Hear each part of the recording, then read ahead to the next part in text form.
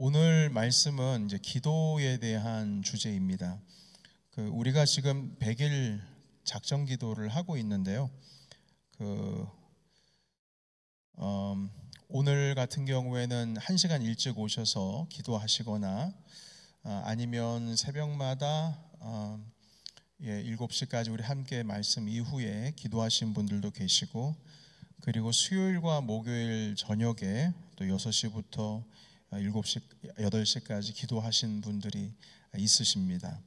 그래서 지금까지 우리 함께 1시간 기도로 함께 동참해 주신 분들께서는 오늘 돌아가시기 전에 기도표를 꼭 제출하시고 돌아가 주시면 감사하겠습니다. 물론 내일도 시간이 있지만 내일 못 나오신 분들은 주일날 제출하지 마시고 오늘 다 제출해 주시면 감사하겠습니다. 왜냐하면 이 오른쪽에 있는 온도계가 올라가야 되는데 그 디자인을 이제 내일 해야 됩니다. 그래서 내일 하기 위해서는 적어도 내일 아침에 집계가 되어야 디자인을 할 수가 있습니다. 그래서 오늘 가시기 전에 채워주시고 또 내일 필요하신 분들께서 내일 오셔서 또 내주시면 감사하겠습니다. 우리가 아직 이 기도에 대한 내용 나누기 전에 우리 지난 일주일 동안 함께 좀 말씀을 나누자면 19일부터 우리가 이제 14주간 동안 100일 기도로 한 주에 1시간 이상 기도하는데요. 우리 교회 성도님들이 주일날 1부, 2부 예배 오신 장년들 수만 지금 100명 정도가 됩니다. 그래서 그 모든 분들이 한 주에 1시간 이상을 기도해야지만 한 주에 100시간이 채워지고 14주가 지나면 1400시간인데 올림해서 1500시간을 채울 수가 있습니다. 저도 적어도 10의 1 정도는 주님 제가 감당할 수 있도록 시간과 건강과 여유를 달라고 기도하면서 저도 오늘까지 합계 있을 때 8시간 기도를 채웠습니다. 그 8시간 기도는 저와 저의 가정만을 위한 기도가 아니라 대부분이 여러분과 우리 교회를 위한 기도입니다. 기도의 분량이 이렇게 쌓이고 하나님께 간절히 이 주님의 뜻이 이루어지기를 구하면 주님께서 저의 기도뿐만 아니라 여러분들의 기도도 반드시 응답 주실 줄을 믿습니다. 네, 특히 우리 핸드북 받으신 분들 계시죠? 두 번째 주에 우리 교회 선교회, 순장, 그리고 임원회들, 그리고 사역 부장들, 교사들, 찬양팀 여러 중심에서 사역하시는 분들에게 핸드북을 나눠드렸는데 이제 임명장이죠. 우리 교회 리더들입니다. 46분 지금 카톡 그룹 안에 들어와 계신데요. 여러분들께서 본을 보이셔서 힘을 내주셔야 우리가 이 목표의 시간을 다 채울 수가 있을 것 같고요. 그리고 여러분들께서 1시간 기도라고 하는 것은 최소한의 1시간이기 때문에 여러분께서 마음이 가고 또한 결단하신 분들께서는 그 이상으로 교회와 하나님의 나라와 그리고 여러분들의 가정을 위하여서 기도 시간에 여러분 함께 해주시면 감사하겠습니다. 자, 그래서 오늘 계속 야고보서에서 이제 기도에 대한 주제로 오늘 들어오게 됩니다. 특별히 오늘 말씀은 세 개의 주제에 대해서 말씀하고 있는데, 첫 번째는 고난을 대하는 법, 두 번째는 우리에게 즐거움을 대하는 법, 그리고 세 번째는 병을 대하는 법에 대해서 오늘 주신 말씀 13절에서 15절까지 짧은 말씀 가운데 있습니다. 우리 예수 그리스도를 믿는 사람들은 고난과 즐거움과 그리고 병을 대하는 태도도 특별해야 합니다. 왜냐하면 우리는 믿음으로 살아가는 사람들이기 때문입니다. 오늘 주신 말씀에 보시게 되면 고난당하는 자가 있느냐 이렇게 말씀하시면서 그는 기도할 것이요 이렇게 말씀을 하고 있습니다. 여러분 몇 절이죠? 한번 읽어볼까요? 한번 13절입니다. 다 같이 읽어보겠습니다. 시작. 너희 중에 고난당하는 자가 있느냐 그는 기도할 것이요. 여기까지입니다. 기도할 것이요. 고난을 당하면 제일 먼저 우리가 뭘 하죠? 고난을 당하면 어려움을 당하면 먼저 염려와 걱정을 합니다. 너무나 자연스러운 거예요. 걱정과 염려가 자동으로 들어옵니다. 내가 원치 않아도 들어오게 되어 있습니다. 아무리 걱정하지 않으려고 해도 걱정은 자동적으로 작동을 합니다. 네. 그 이전에 기도로 고난을 대하는 것이 오늘 성경에서 주시는 답입니다. 왜냐하면 우리는 예수님을 믿는 사람들이기 때문입니다. 그 믿음의 반대말은 뭐죠? 믿음의 반대말, 불신, 믿지 않는 것, 이렇게 말할 수 있습니다. 믿음의 반대는요. 그러나 이론적으로는 믿음을 반대할 수 있는 반할 수 있는 말이 불신, 믿지 않는다라고 하는 개념으로 우리 어휘의 의미상으로 그렇게 단어를 선정할 수 있지만, 그런 개념으로 선정할 수 있지만, 실질적으로 우리 믿는 자들에게 있어서의 믿음의 반대는 걱정과 염려입니다. 불신이 아니에요. 걱정과 염려예요. 이것이 믿는 그리스도인들이 정의하는 믿음의 반대말입니다. 그러니까 우리의 어려움을 당할 때에 가장 먼저 드는 생각이 걱정이나 염려가 아니라 기도해야 되겠구나, 내가 주님께 기도해야 되겠구나라고 생각이 먼저 들어가는 것이 믿음을 가진 사람들의 태도라는 겁니다. 그래서 여러분, 우리가 야고보서가 뭐라고 그랬습니까? 계속 1장부터 강의해 오면서 계속 반복해서 말씀드리는 것이, 야고보서는 믿음이라고 하는 것을 어떻게 응용할 것인가, 어떻게 우리의 삶에 적용할 것인가, 그러니까 믿음이라고 하는 것의 실천편, 응용편, 적용편, 이렇게 해석할 수 있다고 말씀을 드렸잖아요. 그래서 믿음에 대해서 제일 잘 설명하고 있는 서신서가 사도 바울의 로마서 혹은 갈라디아서라면, 그 믿음의 세계를 이론이 아니라, 신학이 아니라 실질적으로 우리 삶 가운데에 어떻게 적용하고 어떻게 이걸 응용하면서 실천하면서 살아갈 것인지를 보여주는 것이 야고보서라고 말씀을 드렸어요. 그래서 야고보서의 오늘 말씀에 보면, 그 믿음의 사람은 고난을 어떻게 대처해야 되느냐 라고 했을 때 그 답을 간단하게 기도할 것이요, 이렇게 말씀합니다. 그러니까 믿음의 사람들이 염려가 없는 게 아니에요. 걱정이 없는 게 아니에요. 그건 자동적으로 들어오게 돼 있어요. 걱정과 염려라고 하는 게 자동적으로 들어오게 돼 있다고요. 그러나 그 자동적으로 들어온다 할지라도 그것을 우린 믿음의 사람이기 때문에 기도로 눌러버리는 게 믿음의 사람들의 태도라는 거죠. 여러분, 믿으십니까? 여러분, 어려움이 있으면 기도로 눌러야 돼요. 기도의 큰 우리 주님께서 우리에게 주신 이 기도라고 하는 선물로서 그 걱정과 염려를 뛰어넘어야 되는 것, 이것이 믿음으로 사는 사람들의 적용편이다, 응용편이다, 실천편이다, 이렇게 말씀하십니다. 제가 이 내용은 언젠가 여러분들과 함께 몇 번 예화로 나눈 적이 있습니다만, 어떤 목사님께서, 한국의 대형교회 목사님이신데, 그 교회 목사님께서 대형교회 전에 성장하고 있을 때 우리 집사님들이랑 같이 성경 공부를 했는데 믿음에 대한 성경 공부를 했대요. 그래서 믿음이라고 하는 것을 하나씩 살펴가는데, 믿음의 반대말은 염려 아니겠느냐, 걱정 아니겠느냐. 그래서 여러분, 우리 숙제 내드리겠습니다.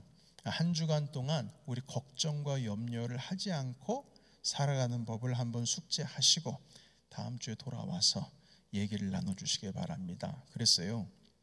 그리고 나서 일주일이 지나고 나서 돌아왔는데, 이제 한 사람씩 걱정과 염려를 이겼던 일에 대해서 쭉 얘기를 합니다. 근데 어떤 한 여자 집사님께서 말씀하시기를, 목사님께서 걱정과 염려를 떨치는 거, 그걸 하나님께 맡겨드리는 게 이게 믿음이라고 하셨는데, 그날 성경 공부를 마치고 나서 집에 돌아왔는데 저녁에 남편이 하는 말이 직장을 그만두고 사업하겠다고 합니다.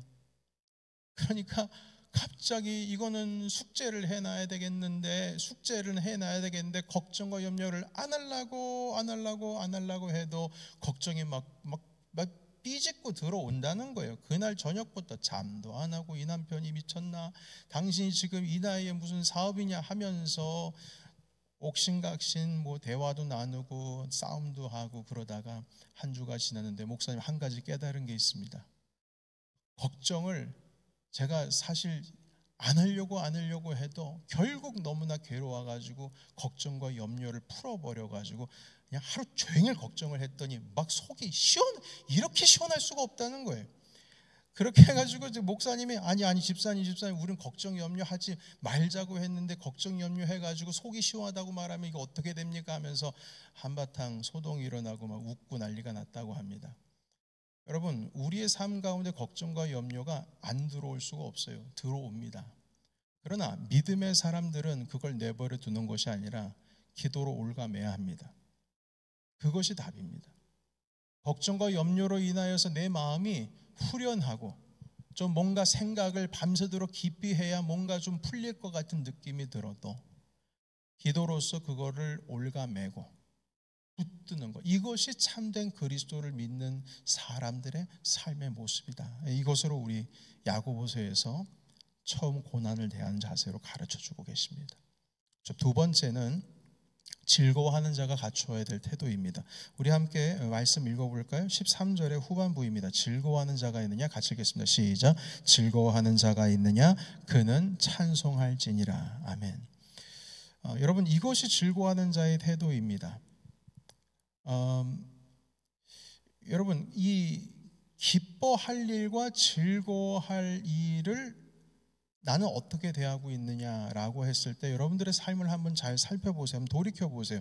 대부분 기뻐할 일이 있거나 즐거워할 일이 있으면 가족과 함께 나누고 그것을 셀레브레이션하고 끝나는 경우가 있습니다.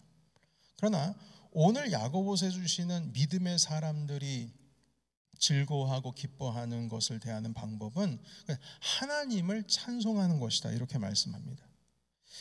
이 찬송이라고 하는 것은 하나님께서 내게 베풀어 주신 것에 대해서 응답하는 게 찬양입니다. 내게 주신 것에 대해서 응답하는 것. 그러니까 구원에 대해서 내게 베풀어 주신 구원에 대해서 응답하는 게 찬양이에요. 그게 예배입니다. 그래서 시편이 보시면 찬송한다라고 하는 표현이 나와 있는 글들을 보시게 되면 하나님께서 우리에게 행한 것을 아주 구체적으로 언급합니다. 주님께서 내게 이렇게 해주셔서 찬양합니다. 이렇게 해서 찬양합니다. 내게 베풀어 주신 것을 구체적으로 언급하면서 찬양하라 내 영혼아 하면서 주님을 찬양합니다. 여러분, 그 자녀들이 말입니다. 저의 경우에요, 자녀가 학교에서 좋은 성과를 이루고 오면, 그러니까 제 그 둘째 딸이 그 배구에 좀 심취해 있습니다. 그러니까 처음에는 작년 같은 경우에는 그 배구 하다가 그 팀에 들어가지 못하고 떨어지기도 하고 그랬거든요. 이게 실력이 이제 기초에 불과하니까. 다른 친구들은 키도 크고 등치도 있고 이런 친구들은 그 팀에 들어가서 활동을 하는데 자기는 못 들어가는 거예요. 그래서 경쟁을 해야 되는데, 그래서 엄마 내가 이 배구 좀 배우고 싶다고 해서 일주일에 한 번 그 커뮤니티에서 하는 배구 클럽에 들어가서 그걸 배우기도 했습니다. 열심히 해서 이번에 들어갔어요.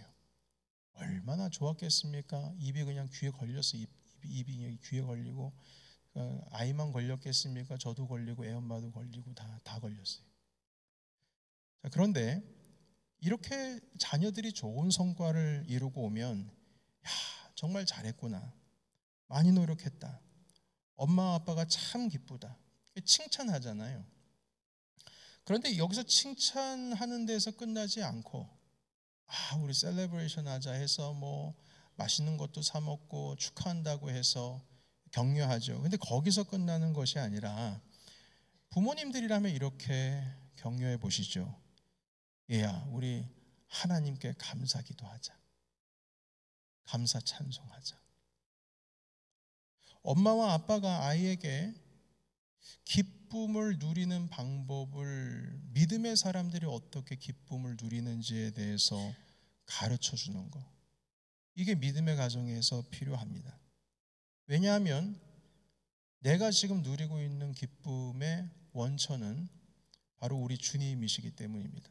하나님께서 우리의 삶을 풍성하게 하시고, 그 아이가 그 배구 연습하는데 하나님께 기도하면서 연습했어요. 주님께서 기도에 응답해 주셨으니까, 나에게 기쁨을 주셨으니까, 그 기쁨의 감정, 그 감정을 일으키는 이 모든 일들은 주님이 주신 것이니까요. 하나님과 함께 이 기쁨을 나누는 방법, 주님께 감사드리고 주님을 찬양 올려드리는 것, 이것이 바로 참되게 기쁨을 누리는 자의 모습이라는 겁니다. 그래서 여러분들의 삶 가운데 있어서 성취가 있고, 주님께서 뭔가 나의 삶 가운데 베풀어 주신 은혜가 구체적으로 보이기 시작하고, 그리고 여러분들의 지금 우리 100일 기도하면서 달라지는 것들이 분명히 있을 거예요. 여러분 적으십시오.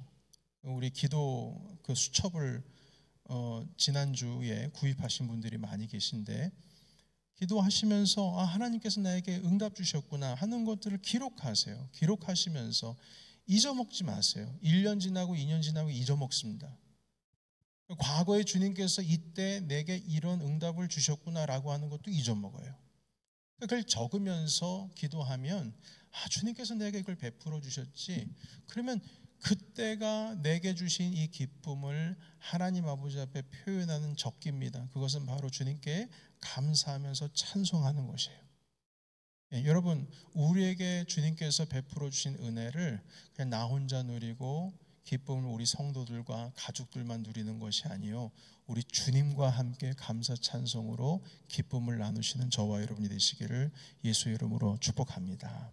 아멘. 세 번째입니다. 마지막으로 병든 자에 대한 겁니다. 병든 자가 있으면 어떻게 해야 된다라고 하는 것을 가르쳐 줍니다. 첫 번째는 뭐라고 말씀하시냐면, 우리 같이 읽어볼까요? 14절 시작. 너희 중에 병든 자가 있느냐? 그는 교회의 장로들을 청할 것이요, 그들은 주의 이름으로 기름을 바르며 그를 위하여 기도할지니라. 아멘. 이렇게 보시면요, 첫 번째 병든 자를 어떻게 대하냐면 교회 장로들을 초청하라고 합니다. 교회 지도자, 영적 지도자들, 그리고 목회자를 의미하죠. 지도자들입니다. 청해야 됩니다. 그래서 두 번째는 뭐라고 하시냐면, 그들을 초청해서 주님의 이름으로 뭘 발라요? 기름을 바르라. 이건 그 장로님들을 다 모시고 교회 지도자들, 장로님들, 여기서의 말씀하신 장로님들은 우리가 말하고 있는 그런 장로님도 되지만 구체적으로 그때 당시 이제 구체적인 목회자들을 의미합니다. 장로님들, 목회자들 다 모아놓고 기름을 바르래요. 여기서 기름이라고 하는 것은 그 치유하는 당시에 그 연고 역할을 한 겁니다. 기름을 바른다는 건요. 더 정확하게 말하면 주님의 이름으로 기름을 바릅니다. 그냥 연고만, 치료제, 약만 발라주는 게 아니라 주님의 이름으로 바릅니다. 그래서 이 약을 바르면서 주님께서 반드시 낫게 해주기를 간절히 소망하는 마음을 담아서 예수님의 이름으로 기름, 약을 바른다. 다시 말해서 치료한다, 이 뜻입니다. 그리고 나서 세 번째는 뭐라고 말씀하시냐면, 그 기름을 바르면서 그를 위하여 뭐 하라고 하셨어요? 기도할지니라, 이렇게 말씀합니다. 그러니까 단순히 약만 바르는 게 아니라 기도를 동시에 하는 거예요. 여러분, 어떤 사람들은 제가 TV에서도 봤는데, 물론 이제 그것은 그분의 그 개인적인 신앙이라 하기 때문에 제가 뭐라고 판단 내릴 수는 없지만, 여기 좀 혹이 있으셔가지고 이게 막 이렇게 커지셨던 기도하시는 분이 계셨어요. 목사님이신데 우리 TV에, 한국의 TV에 미국에서 이민자신데 그 은혜를 받으셔서 목회자가 되셔서 한국으로 돌아가신 다음에 이제 방송에 출연하시는데 혹이 이만큼 나셨더라고요. 근데 그분이 뭐 하시는 분이냐면 TV에서 기도를 해주시는 분이었어요. 그래서 기도로 낫게 해주시고, 그리고 실질적으로 기도받고 방송을 통해서 그 은혜를 경험한 사람들, 나음을 경험한 사람들도 많이 있었거든요. 근데 목사님 자체가 여기에 막 이렇게 큰 덩어리가 생기는 거예요. 그래서 왜 목사님께서는 저걸 치료를 안 하실까 저는 궁금을 했는데, 이제 그분께서는 그것을 이제 기도로 치료하려고 하시는 것 같아요. 뭐 구체적으로 간증은 제가 듣지 못했지만 개인적인 신앙으로서 그냥 내버려 둬야 될 것 같아요. 그 부분에 대해서 제가 평가는 하는 건 아니고요. 그러나 여러분, 중요한 것은 무엇이냐면 치료하지 않고 기도만 하는 거는 사실 성경적이지는 않습니다. 왜냐하면 오늘 말씀에 의하면 주님께서는 기도만 하라는 게 아니고 불러서 치료제로 치료를 해가면서 기도하라고 하셨는데 그걸 주님의 이름으로 하라고 그랬어요. 여러분, 하나님께서는 의술, 의료 이것을 우리에게 은총으로 허락해 주셨습니다. 하나님의 은혜로 치료하는 방법을 많은 사람들이 알게 해주셨고, 그리고 그 의료 기술이 발달하고 약도 발전해서 지금은 소아마비라고 하는 거, 옛날에 있었던 전염병들 막 있었지 않습니까? 홍역이라고 하는 게 이런 다 이제 없어졌죠. 거의 다 완전히 없어졌습니다. 근데 이제 결핵, 폐렴 이런 거는 이제 병도 아니죠. 그냥 낫는 겁니다. 그러니까 이건 하나님께서 은혜로서, 은총으로서 치료제를 사람들에게 알려주셨고 의료 기술이 발전하고 약도 발전을 했습니다. 이건 인간의 노력으로 된 게 아니에요. 하나님께서 은총으로 우리에게 보여주신 것입니다. 이걸 거부하고, 이 하나님의 은총을 거부하고 기도만 하는 거, 이건 온전히 하나님을 의지하는 것이라고 말할 수가 없습니다. 하나님께서는 이미 우리에게 은혜를 주셨거든요. 그 방법만을 의지하는 거는 그것도 비성경적이겠지만, 오늘 주신 말씀에 보시게 되면 보면 약이 있으면 약을 주님의 이름으로 바르면서 동시에 기도해야 한다고 말씀해 주셨어요. 그러니까 여러분, 우리가 아프면 어떻게 해야 돼요? 아프면 병원 가면 되는 거예요. 병원 가서 기도하세요. 주님 앞에 먼저 병원부터 가야지, 이게 아니라 주님의 이름으로, 주님, 오늘 저 치료하는 의사의 손을 통해서 나를 낫게 해주세요. 주님, 오늘 이 약을 바랍니다. 낫게 해주세요. 주님의 은혜가, 하나님 이 약을 통해서 하나님 내가 경험하기 원합니다. 하나님께 주님의 이름으로 그 치료를 받으라는 겁니다. 자, 그래서 이 기도라고 하는 것이 병행되어야 하는데요. 여러분, 병에 걸렸으면 낫는 게 중요하죠. 1차적으로 낫는 게 너무나 중요해요. 그러나 낫는 것도 중요하지만 더 중요한 것이 있으니 그 병을 통하여서 나의 영혼과 주님이 연결되는 것이 너무나 중요합니다. 약으로 할 수 있는 건 아니에요, 이건. 그러니까 주님과 내가 친밀해져야죠. 주님과 나가 가까워져야죠. 그냥 병이 낫는 것만을 목적으로 하는 기도는 의미가 없습니다. 여러분, 주님께서는 병을 낫게 해주셨는데 그 나병 환자 10명이 있었어요. 그런데 그 10명 중에 9명이 낫어요. 10명 다 낫어요. 그런데 나머지는 다 자기 갈 길 갔는데 한 명이 나와가지고 제사장한테 자기 몸 보이고, 그때 당시엔 병이 나았는지 안 나았는지는 제사장이 알 수가 있으니까요. 제사장한테 몸을 보이고 나서 그 나머지 한 명이 주님을 찾아왔어요. 주님, 제가 나았습니다. 감사합니다. 나머지는 어디 있느냐? 모르겠습니다. 갔습니다. 아, 그러냐? 내 믿음이 너를 구원하였다. 그때 그 죄사함의 선포가 감사하러 돌아온 그 사람에게 명령이 떨어졌어요. 주님의 명령이.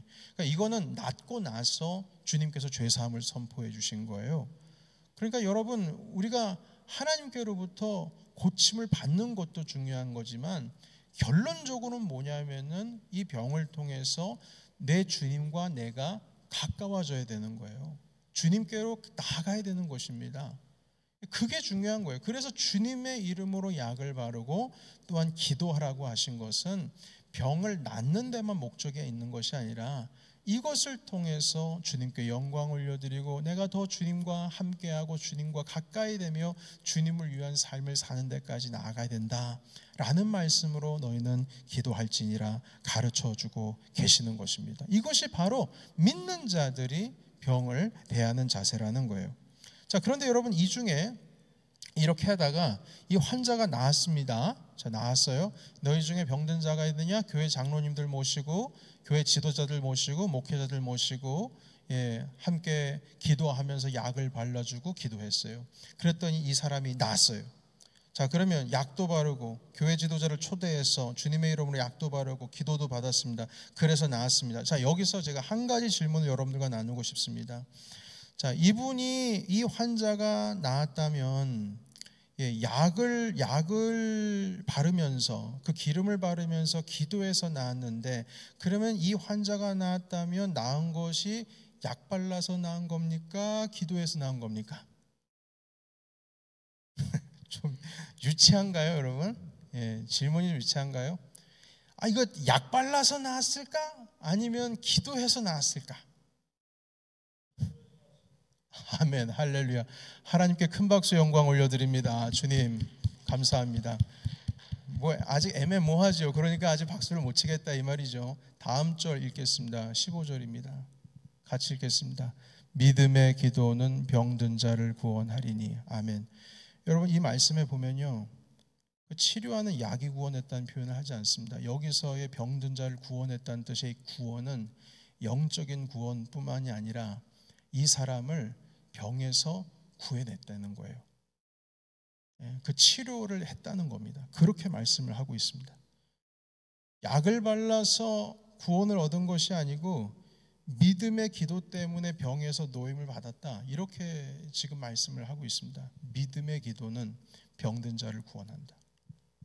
약 발라서 낫다라는 말이 없어요. 약을 바르지 않아도 되나요? 그러면 아니요, 약은 발라야 돼요. 그러나 이를 구원한 것은 그 믿음의 기도다 하면서, 이 나중에 이제 다음 주에 살펴볼 수 있는지 모르겠지만, 믿음의 기도에 대해서 나오고 있습니다. 의인의 기도, 그래서 엘리야의 기도에 대해서 나오고 있는데요. 여러분, 이것이 믿음의 사람들이 병을 대하는 자세입니다. 우리는 할 수 있는 일은 다 하겠지만 결국에는 기도로 치유가 되는 겁니다. 여러분, 치료는 의사가 하지만 치유는 하나님이 하신 줄로 믿습니다. 어떤 의사가 이런 말을 한 적이 있어요. 사람들은 약에 대해서 잘 모르는 것 같아요, 이렇게 의사 선생님이 얘기하는 거예요. 약이라는 것은 그 약 자체가 치료하는 건 아닙니다, 이렇게 얘기하더라고요. 그러니까 몸이 스스로 회복이 될 수 있도록 몸의 상황을 도와주는 것에 불과하지, 약이 그 효능이 직접 그 약이 그걸 고쳐주는 건 아니라는 거예요. 그러니까 그 약의 기능, 그 역할이 몸이 스스로 이 안에 있는 우리의 좋은 세포들이나 이런 것들이 바이러스를 서로 밀어내고 이걸 염증을 스스로가 이 자가 치료 작용을 해서 할 수 있도록 도와주는 그 문을 여는 역할을 이 약이 해주는 거지, 약 자체의 치료의 기능이 있는 건 아니라고 그러더라고요. 그리고 의사도 그래요. 의사도 뭐라고 하냐면, 내가 하는 의술이 내가 직접 치료를 하는 게 아닙니다. 물론 째가지고 모두 떼어내고 모두 하겠지만 결국 몸에서 회복을 하는 것을 방해하는 것을 내가 제거하는 것일 뿐이지, 그 몸이 회복이 될 수 있도록 내가 그것을 온전히, 저에게 치료의 능력이 없습니다. 저는 그 길을 만들어 줄 뿐입니다. 회복이 되도록, 몸이 스스로 일어나도록. 그렇게 어떤 의사가 고백을 하더라고요. 그러니까 제가 하는 일은 별로 없어요, 다 그분이 하시는 겁니다, 이렇게 얘기하더라고요. 여러분, 의사는 치료에 있어서 일부분을 담당하는 것이지만 그 몸이 회복하게 되는 것은 하나님께서 하시는 거예요. 그렇기 때문에 믿음의 사람들은 기도해야 되는 겁니다. 그럼 기도 안 했는데도 전 치유받았는데요? 네, 그것도 하나님의 은총이죠. 왜냐하면 주님께서 그 사람의 몸을 그렇게 만드셨으니까요. 그러나 믿음의 사람들은 일단 병이 났다, 그 병이 났으면 주님 앞에 기도하면서 치료받을 건 치료받으라, 이렇게 말씀하시는 겁니다. 여러분, 오늘 세 가지를 살폈습니다. 고난당하는 자가 믿음의 사람들이라면 이거 어떻게 해야 되느냐. 두 번째, 기뻐하는 자가 믿음의 사람들이라면 어떻게 하는 것이냐. 세 번째, 병든 자가 있느냐. 그럼 이 믿음의 사람들은 이걸 어떻게 대하느냐 라고 했을 때, 여러분, 이 세 가지의 공통점이 있어요. 그 공통점의 모든 것은 우리 하나님 중심입니다. 공통점이에요. 하나님을 의지하는 중심이에요. 고난당하는 자가 있느냐? 뭐 하라고요? 기도하라. 하나님 중심이죠. 고난을 이기는 중심이 우리 주님이셔야 된다는 거예요. 그러니까 내가 이기는 게 아니라 주님이 나를 이기게 하시는 거예요.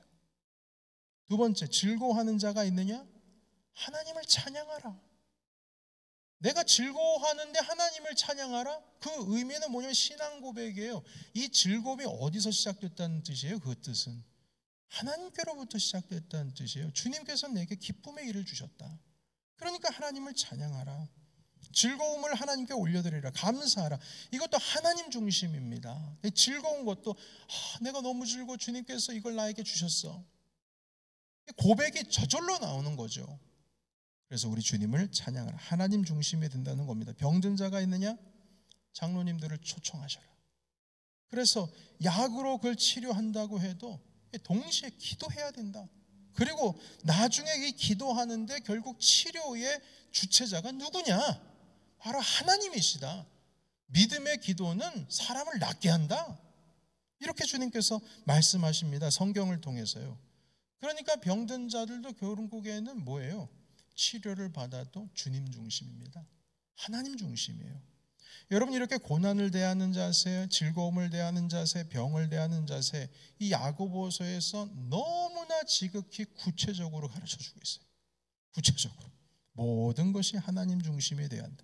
이게 믿음의 사람들이 이 고난과 즐거움과 이 아픔을 대하는 자세이다. 이렇게 말씀합니다.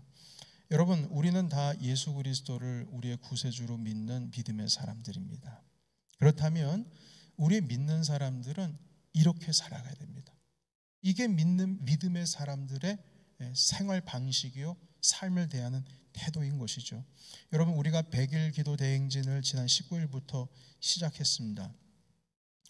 할 수 있는 일도 있지만 할 수 없는 일들이 많이 있습니다. 여러분들의 가정 가운데서도 그렇고 우리 교회에서도 그렇습니다. 그것을 하나님을 의지해서 믿음의 발걸음을 떼는 것이 이 100일간의 기도인 것입니다. 벌써 100일의 14주에서 이제 한 주가 지나가고 있는데요. 여러분, 이 기도의 여정을 통해서 우리 고난이 주님 앞에서 즐거움으로 바뀌시는 저와 여러분이 되시기를 예수님의 이름으로 축원합니다. 뿐만 아니라 우리의 아픔이 예수 그리스도 안에서 온전히 회복이 되시는 귀한 여정이 되시기를 예수님의 이름으로 축원합니다. 뿐만 아닙니다. 여러분, 여기에 계시는 우리 16분의 순장님들, 교구장님들, 여러분들을 위해서 기도하고 있습니다. 그래서 순장 교육할 때 계속 제가 반복해서 말씀을 드렸던 것이, 여러분들은 순원들을 위해서 기도하는 사람들입니다. 만나면 기도해 주셔야 됩니다. 그들의 기도의 제목을 가지고 이 100일 기도 가운데 주님 앞에 나오셔야 됩니다. 단순히 여러분만의 기도가 아니라, 교회만을 위한 기도가 아니라 여러분들의 순원들을 위해서 기도하십시오. 여러분들을 통해서 만인 제사장, 주님께서 우리 가운데 허락하신 이 땅을 다스리라고 하시는 복의 통로가 되리라고 하시는 말씀을 바로 여러분들 통해서 이루어 주시는 겁니다. 해서 우리 16분의 순장님들과 3분의 교구장님들께 그렇게 가르치고, 그리고 지난 주일에 수료식을 했습니다. 그래서 제가 내일 또 설교 가운데에 또 말씀을 구체적으로 나누겠지만, 이번에 주일날 오시면 우리 순장님들께서 예전과는 좀 다른 모습으로 대하실 거예요. 갑자기 우리 기도하겠습니다.